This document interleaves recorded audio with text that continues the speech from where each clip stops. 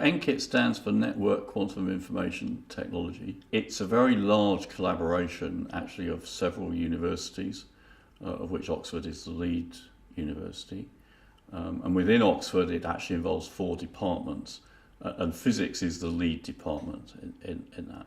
So it was basically set up under the government's Quantum Technologies Initiative.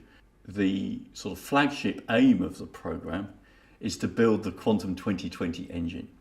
If you like, a demonstrator quantum computer. In a classical computer, they can only each bit of information can only be 0 or 1, whereas in a quantum computer, every single bit of that string of information can be 0 and 1 at the same time. So what that means is that you have every possible state of that register of information encoded all simultaneously. Putting all of this together involves taking the efforts of many different research groups and essentially assembling the whole lot in a set of contiguous laboratories, which will be in the hole behind us, where a new building is currently being constructed.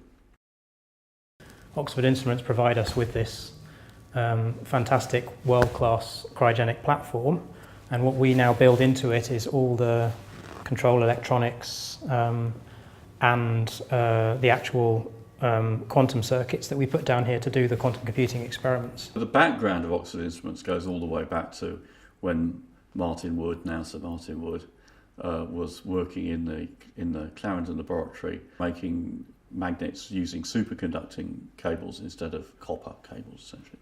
Martin's great genius, apart from obviously being a very good electrical engineer, was that he realised that this type of device had a real future, not just in the Clarendon laboratory, but elsewhere. So he and his wife, Lady Audrey, set up Oxford Instruments. And from there we've grown to a company of over 2,500 people now. All that time we've been continually based here close to Oxford, even though we're now a worldwide company with sales offices, service centres and manufacturing facilities all across the world. But that sense of locality is really important to us, and staying close to our roots.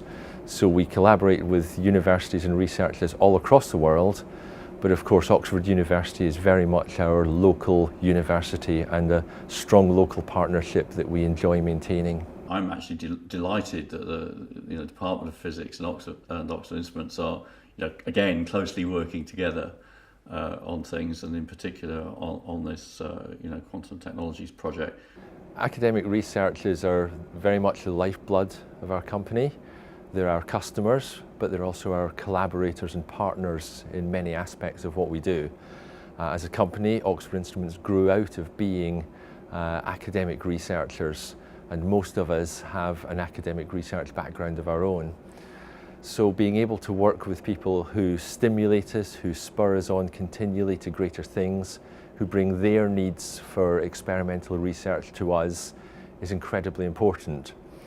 One of the things I always describe science as needing is a combination of new ideas and new tools. So those two things together, new ideas, new tools, give you new science. We're very much the supplier of the tools, but we need the ideas from the scientists to be able to stimulate that and take that forward into new, genuine scientific discovery. One of the great things about the NQIT project is that it has led to Oxford Instruments supporting a graduate student to work in Peter Leake's group.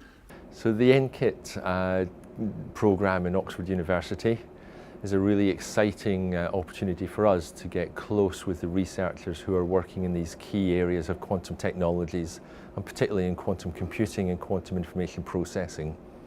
This is a really exciting area that could revolutionise computing and instrumentation in the way that we know it today.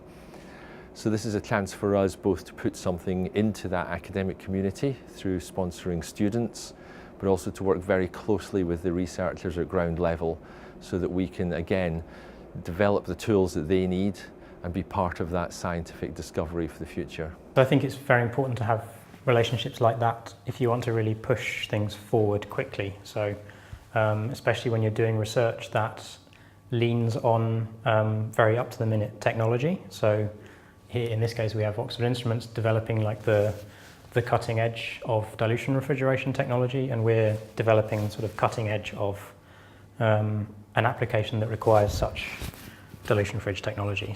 Quantum technologies offer a really exciting opportunity to change the way we think about and manipulate and use information. The UK is really well placed with these partnerships to be leading on the emergence of this new sector, and we think it's going to have some fantastic benefit not only for the country but also for the world.